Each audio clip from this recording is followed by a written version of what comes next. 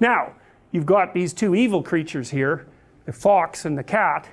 I think this one's based on one of the Marx brothers, actually, Harpo Marx, who I believe never said anything.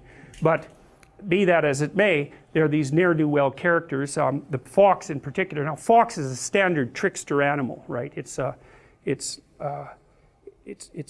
classic animal, maybe because it's good at hiding and it's good at hunting. I don't know exactly why, but and coyotes are like that too. They're classic trickster animals.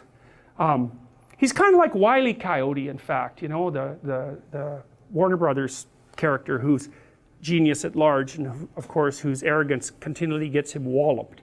And this character has a lot of features like that, but he feigns being an English gentleman of like the 1890s and pretends to be educated, and he has a kind of high-blown way of talking, and he's a fraud through and through. And he's got this, you know, sidekick who is barely there at all, and he doesn't treat him that well, but he's got someone to lord it over, so that keeps his dominance hierarchy thing going well. And the fact that he's like a second-rate companion, well, he never really notices that, although he'll treat him contemptuously whenever he gets a chance.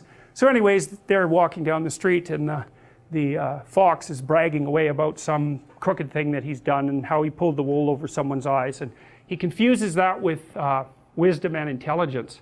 And one of the things that you see, this is worth knowing too, because if you're preyed upon by a psychopath, which you will be to some degree at some point in your life, the psychopath, who will be narcissistic, will presume that you're stupid and that you deserve to be taken advantage of because you're naive and stupid. So it's actually a good thing that he's doing it.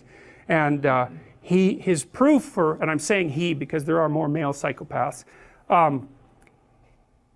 the proof that you're stupid, naive, is that he can take advantage of you. And so, like, if you were wiser, you'd be, you know, you'd know his tricks, and then it wouldn't be morally necessary for him to show you just exactly who knows what about what.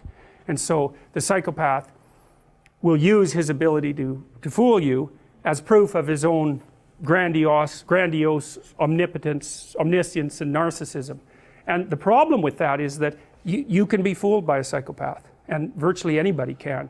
So that Robert Hare, for example, who studied psychopaths for a long time and interviewed a lot of them, like hundreds of them, and videotaped many of the interviews, he said when he was talking to the psychopath, he always believed what they were saying, and then he'd watch the video afterwards and see where the conversation went off the rails. But you know, the proclivity to be polite in a conversation is very strong, and if you're polite, you don't object to the way that the person unfolds their strategy, you know.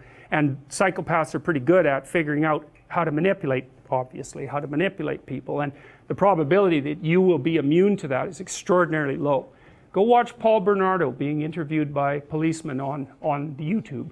That's that's enlightening, man.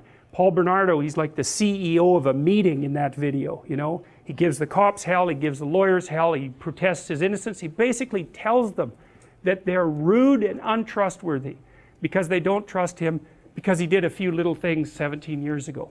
And he gets away with it, a few little things, right? I mean, he killed a bunch of people, including the sister of his girlfriend at the time, and you know, he was a repeat sexual offender and murderer. It's like, but he basically goes, well, you know, that's a long time ago. It's like, we're past that, aren't we? I mean, I'm having a discussion with you. I'm trying to help you solve some crimes, which, by the way, I committed, but we won't bring that up. You know, and you're accusing me of being a liar. Like, you're not playing fair. What's up with you? And then when they answer, he looks at his fingernails, which is like, that's a lovely little manipulative thing, because it basically means whatever happens to be under my fingernail at the moment is much higher priority than listening to your foolish story. And you watch, you'll see people do that to you, and then you get a little insight into what they're up to. He's very good at that. And so, or he looks outside, or he just looks at his hands, or he looks out the window, immediately dismissive in his nonverbal behavior. It's brilliant. That the courts were forced to release that, by the way, but look it up, Paul Bernardo on YouTube. Wow, it's just mind-boggling. He's so good at what he does, and he's good-looking, and he's charismatic, and you know, he can really pull it off. And you can't tell what's happening with the cops and the lawyers, whether they're just letting him play as a routine to get some information from him, or whether he's actually setting them back on his heels, and I suspect it's a bit of both, but it's masterful performance. If you didn't know who he was and you were watching it without the audio, you'd think he's the CEO of some company giving his employees hell for not being up to scratch. That's all his body language, his eye contact, everything just speaks that. It's amazing.